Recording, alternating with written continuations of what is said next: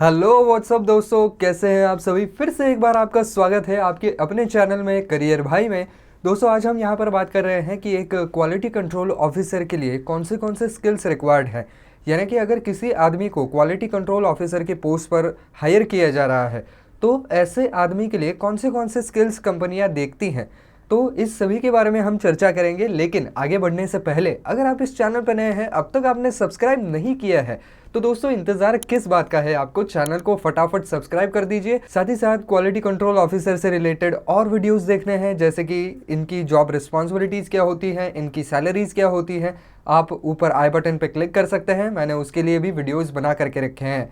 तो चलिए दोस्तों शुरू करते हैं। तो दोस्तों, सबसे पहली बात तो आपके पास एक्सपीरियंस होना चाहिए, क्योंकि इस फील्ड के अंदर जो है वो क्वालिटी कंट्रोल ऑफिसर के फील्ड में ज़्यादा से ज़्यादा एक्सपीरियंस लोगों को लिया जाता है, क्योंकि डायरेक्टली आपके प्रोडक्ट के क्वालिटी का सवाल है, वही प्रोडक्ट आपके कस्टमर तक जा रहा है। तो ऐसे में क्वालिटी कंट्रोल एक बहुत इंपॉर्टेंट चीज़ बन जाती है। साथ ही साथ यहाँ पर सेफ्टी स्टैंडर्ड्स का भी ध्यान रखना पड़ता है। अगर आप कोई खाने की चीज़ या मेडिसिन जैसी चीज़ें बना रहे हैं तो यहाँ पर जो है वो आपको विशेष तौर पर क्वालिटी कंट्रोल पे ध्यान देना पड़ता है। तो इसकी वजह से एक एक्सपीरियंस आदमी को ही वहाँ पर ज़्यादातर करके प्रेफर किया जाता है। तो सबसे पहली और अव्वल बात कि उस आदमी के पास प्रूवन एक्सपीरियंस होना चाहिए as a quality control officer के तौर पर। दूसरी बात दोस्तों, उसका अटेंशन टू डिटेल होना चाहिए और रिजल्ट ड्रिवन अप्रोच होना चाहिए। तो अटेंशन टू डिटेल इसलिए ज़रूरी है ताकि छोटी छोटी चीज़ें जो है जो प्रोडक्शन लाइन में हो रही है उसको वो पकड़ सके। कोई भी अगर गलती हो रही है, कहीं पर सेफ्टी स्टैंडर्ड्स को फॉलो नहीं किया जा रहा है, प्रोडक्ट में कोई छोटा मोटा डिफेक्ट आ रहा है, रॉ मटेरियल के अंदर कुछ गड़बड़ी नज़र आ रही है, तो ये सब कुछ देखने के लिए, परखने के लिए जो है वो अटेंशन टू डिटेल देने वाला आदमी होना चाहिए। यानी कि छोटी छोटी बारीकियों पर उसका एकदम से ध्यान जाना चाहिए। दूसरी बात यह है कि एक रिजल्ट ड्रिवन अप्रोच होना चाहिए। तो इनका रिस्पॉन्सिबिलिटी में क्या आता है कि कम से कम डिफेक्टिव पीसेस वहाँ पर निकले प्रोडक्शन लाइन से। दूसरी बात, सारे सेफ्टी स्टैंडर्ड्स को वहाँ पर कंप्लाई किया जाए। और तीसरी बात, जो भी कोई रॉ मटेरियल आ रहा है वो एक सर्टन सम स्टैंडर्ड का है जो कि कंपनी के द्वारा सेट किया गया है। तो ये जो रिजल्ट्स है वो कंसिस्टेंटली आने चाहिए, सारे रिजल्ट जो है वो बिल्कुल ओके आने चाहिए। तो वो इसलिए आदमी रिजल्ट ओरिएंटेड होना चाहिए। अगर आप वो आदमी उतना ज़्यादा रिजल्ट ओरिएंटेड नहीं है तो हो सकता है कि वो आदमी ढीला पड़ जाए आगे चल कर कि हाँ थोड़ा बहुत कॉम्प्रोमाइज़ कर लेते हैं, ये मशीन थोड़ी ठीक नहीं चल रही है लेकिन काम चल जाएगा। तो ऐसा नहीं चलेगा, वहाँ पर सख्ती से सारी चीज़ों को आपको इम्प्लीमेंट करना पड़ेगा और रिजल्ट्स निकाल करके दिखाने होंगे। दूसरी बात है कि वो आदमी जिम्मेदार होना चाहिए जिसके ऊपर कंपनी जो है वो भरोसा रख सके। ऐन मौके पर अपने हाथ ऊपर करने वाला व्यक्ति वहाँ पर बिल्कुल काम में नहीं आएगा। जिम्मेदारियाँ ले करके डिसीजंस लेना, काम करना, और अगर कुछ गलती भी हो जाए तो उसकी जिम्मेदारी स्वीकार करना, तो ये क्वालिटीज़ उस आदमी के अंदर होनी चाहिए। वरना कुछ लोग ऐसे भी होते हैं कि जब तक ठीक चल रहा है, जब तक ठीक चल रहा है, लेकिन जैसे ही कुछ गड़बड़ी हो जाती है तो अपने हाथ ऊपर कर लेते हैं और किसी और के ऊपर ब्लेम डाल देते हैं। तो ऐसा आदमी वहाँ पर ना हो तो ज़्यादा बेहतर है। इसके अलावा एक बहुत इम्पॉर्टेंट स्किल या रिक्वायरमेंट है जो कि इस प्रोफेशन के साथ ही आती है, और वो चीज़ ये है कि जो टेस्टिंग के सारे मशीन्स होते हैं, जो इक्विपमेंट्स होते हैं, उनके साथ ये आदमी फेमिलियर होना चाहिए।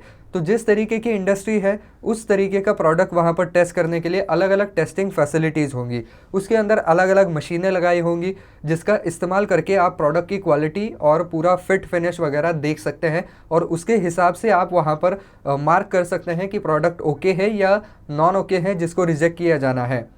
तो ये सब मशीन्स जो है वो इस्तेमाल करना उसको खुद को आना चाहिए, क्योंकि ये मशीन्स जब आप इस्तेमाल करते हैं उससे जो रिज़ल्ट्स निकल करके आते हैं तो उन रिज़ल्ट्स को समझना या उसमें से जो भी कोई नंबर्स आए हैं उसको एनालाइज करके वो प्रोडक्ट सही है या नहीं, ये तय करने के लिए उसको प्रोडक्ट का और साथ ही साथ उस मशीन का भी ज्ञान होना बहुत ज़्यादा ज़रूरी है। इसके अलावा दोस्तों, क्वालिटी कंट्रोल में किस तरीके से काम होता है, कंपनी की पॉलिसीज़ क्या हैं, कहाँ पर कंपनी बिल्कुल भी कॉम्प्रोमाइज़ नहीं करना चाहती है, इस सभी के बारे में आपको नॉलेज होना चाहिए। साथ ही साथ जैसा मैंने पहले कहा, उस प्रोडक्ट के बारे में पूरा नॉलेज होना चाहिए कि ये प्रोडक्ट असल में क्या है, इसके अंदर रॉ मटेरियल कौन सा डलता है, इसका प्रोडक्शन कैसे होता है, ये प्रोडक्ट फाइनल जब बन करके आता है तो कैसा दिखना चाहिए। तो इस सभी का ज्ञान वहाँ पर उस आदमी को होना ही होना चाहिए। दूसरी बात है कि सेफ्टी स्टैंडर्ड्स जो होते हैं, सर्टिफिकेशंस जो दिए जाते हैं सेफ्टी स्टैंडर्ड्स के अनुसार, उसका ज्ञान हो तो और भी बेहतर है।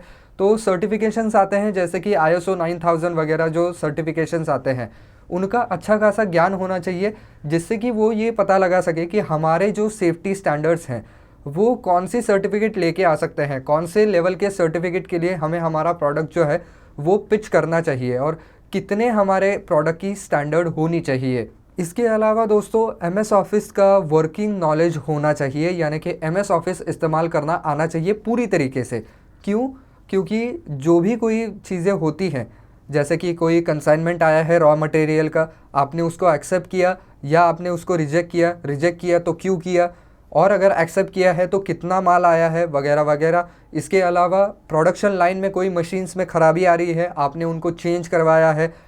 कुछ जो प्रोडक्शन लाइंस में से प्रोडक्ट्स बनकर आ रहे हैं उनमें कुछ डिफेक्ट लग रहा है, कितने प्रोडक्ट्स को आपने ओके दिया है, कितने प्रोडक्ट्स को आपने वहाँ पर रिजेक्ट किया है, इस सभी का लेखा जोखा रखना पड़ता है और इसका पूरा रिपोर्ट बना करके आपको हायर अथॉरिटीज़ को देना होता है।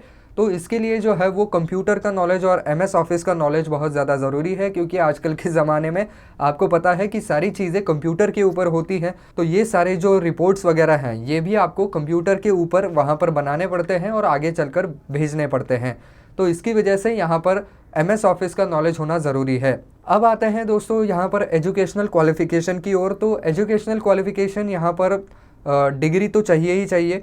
इसके अलावा उस फील्ड से स्पेसिफिक आपकी अगर कोई पढ़ाई हुई है तो वो एक एडेड एडवांटेज आपके लिए ज़रूर बन सकता है, क्योंकि ऐसे ही लोगों को ज़्यादा वहाँ पर प्रेफरेंस दिया जाता है। और साथ ही साथ ऑब्वियसली जो मैंने सबसे पहले कहा आपसे कि एक्सपीरियंस भी वहाँ पर बहुत ज़्यादा मायने रखता है। तो दोस्तों ये कुछ स्किल्स और रिक्वायरमेंट्स हैं जो कि एक क्वालिटी कंट्रोल ऑफिसर की नौकरी के लिए चाहिए होंगे।